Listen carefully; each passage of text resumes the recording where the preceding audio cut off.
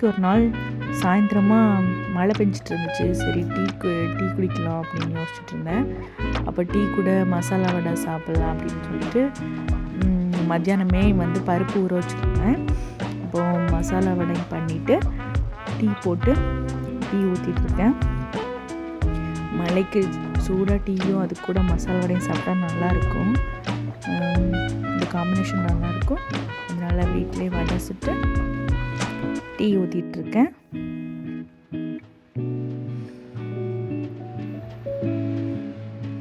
எனக்கு ஏலக்காய் போட்டு டீ போட்டால் ரொம்ப பிடிக்கும்.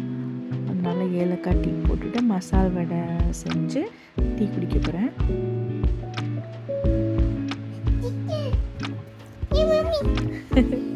சிக்கன் இல்லை, மசாலா வடை.